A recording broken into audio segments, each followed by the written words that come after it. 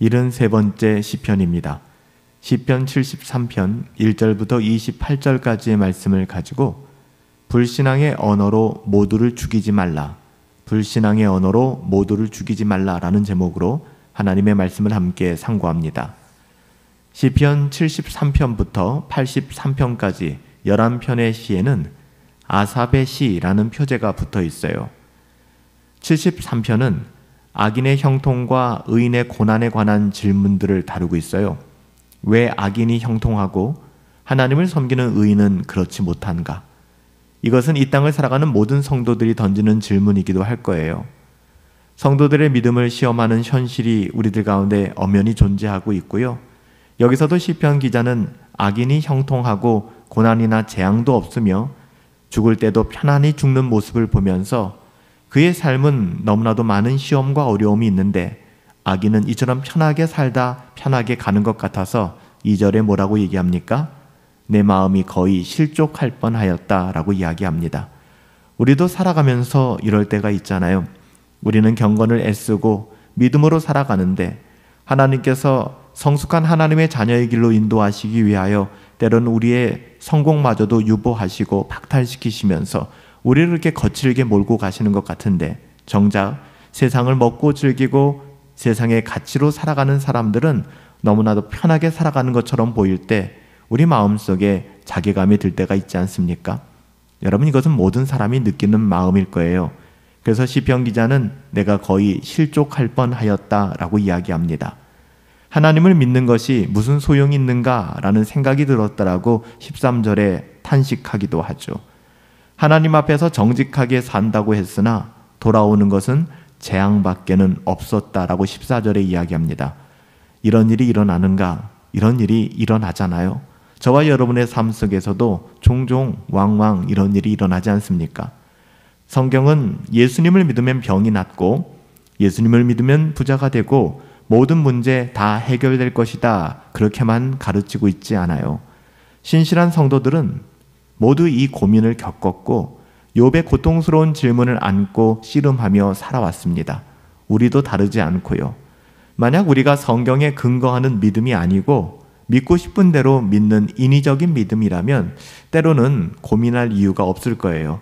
내가 원하는 대로, 내가 하고 싶은 대로 그렇게 살아가면 되니까요.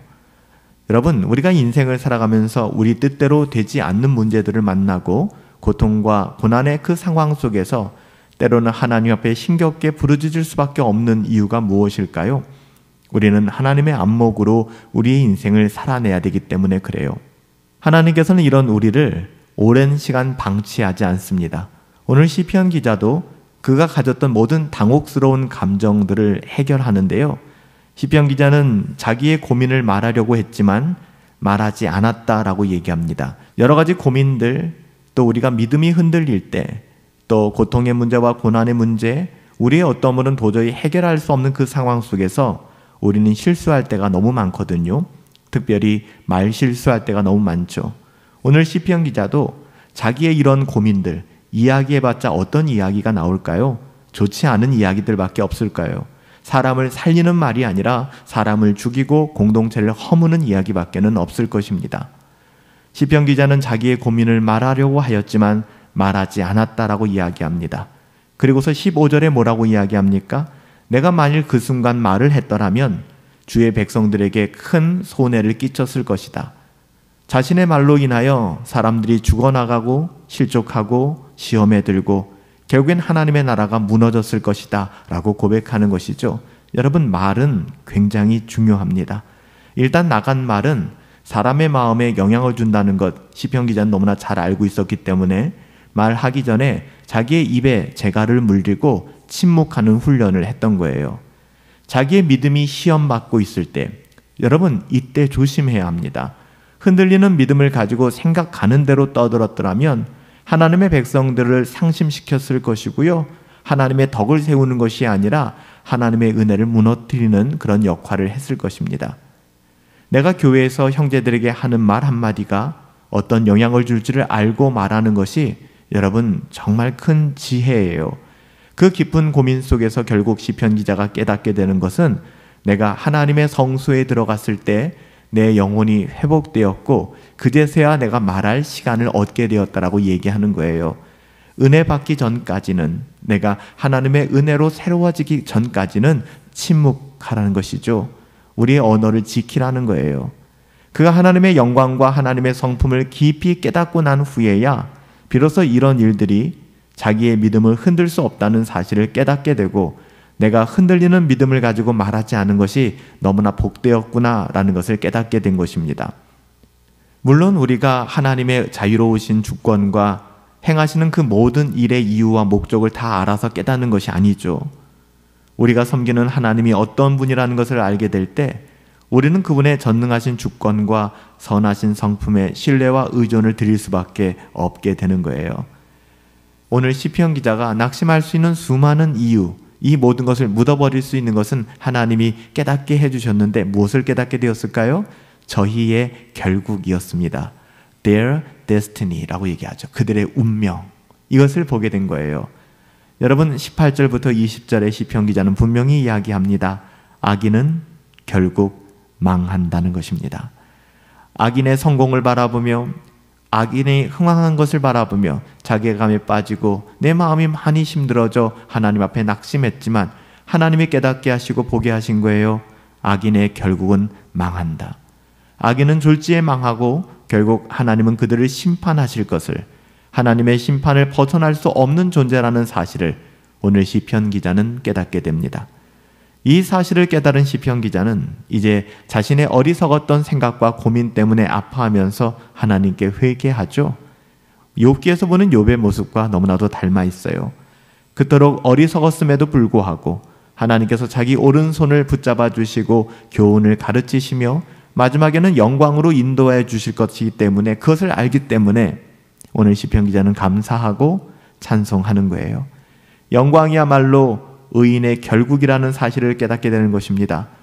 지금은 곤고하고 지금은 이해할 수 없고 때로는 버겁지만 영광이야말로 의인의 결국이구나.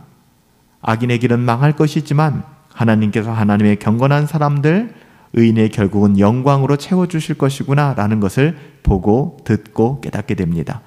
이제 시편 기자는 자기가 잠깐 현혹되었던 세상의 부귀, 세상의 영광, 이 세상에 썩어질 어떠함에 대한 마음들을 내려놓습니다. 하늘에서와 이 세상에서 자신의 진정한 보화는 오직 하나님밖에 없다라는 이 아름다운 고백을 드리게 되는 것이죠. 이런 고백은 노래를 부르듯 쉽게 나오는 것이 아니에요.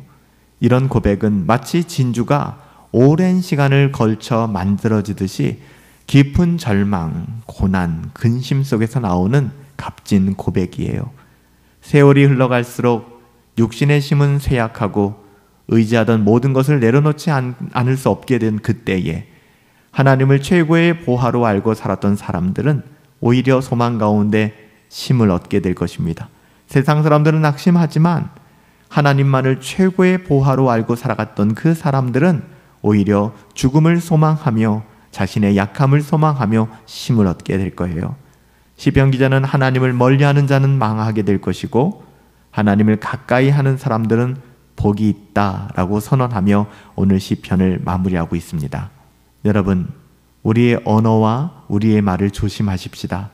불신앙의 언어로 모두를 죽이는 그런 삶을 살아가서는 안 될 거예요. 하나님의 은혜를 바라보시고 의인의 결국은 무엇인가? 악인의 결국은 무엇인가? 하나님께서 우리에게 분명히 말씀해 주셨습니다.